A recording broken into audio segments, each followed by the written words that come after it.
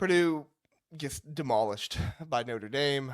The Fighting Irish were the Angry Irish on Saturday, and they let the Boilermakers have it. Hudson Card he had no time to do anything. The running backs couldn't do anything. They couldn't stop Riley Leonard, with a wall.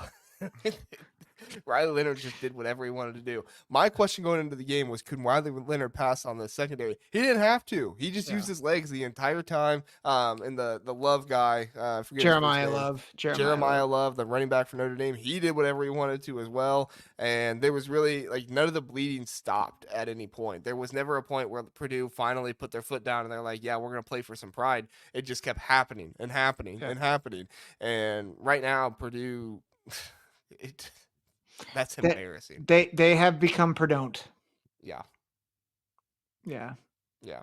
So I don't know if there's really more I can say other than just absolutely embarrassing performance for them and the Big Ten. I feel like in some ways we should have known better. Because I think on one hand, Notre Dame has done this for the past 3 years where they lose to an undermatched opponent. They're like, oh, Notre Dame sucks. And then they beat somebody and then they have a winning streak afterwards. And you're like, how did they lose to that team again? And that's exactly what just happened, was that they lost to Northern Illinois. And you're like, Marcus Freeman, what the heck are you doing? You should be fired. And then they come back and they drub somebody. So on one hand, I'm like, okay, we should have seen this coming. On another hand, what did Ryan Walters do over the bye week? You got me, dude.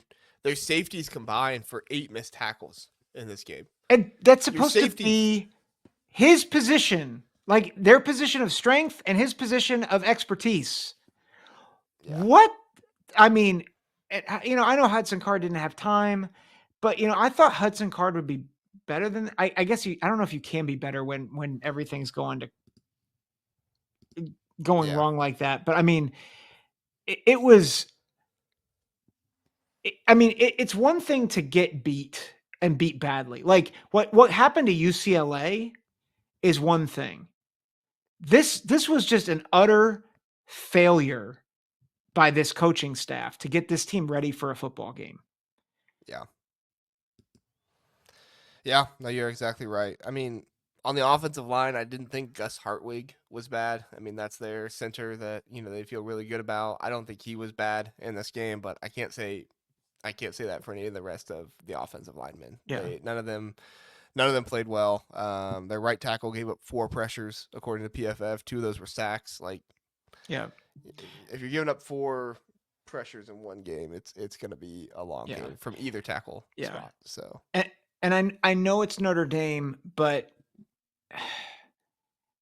you have to really start wondering, is Ryan Walters ahead of his skis on this? And I get Purdue's a hard job. He was a hot young name, but is he really ready for this? Yeah, I mean, I think it's a valid question to ask. I hate asking the question this early because he's only had 1 season, and last season there were a ton of injuries and stuff. But after a game like this, I don't know if any question is off the table. Yeah. So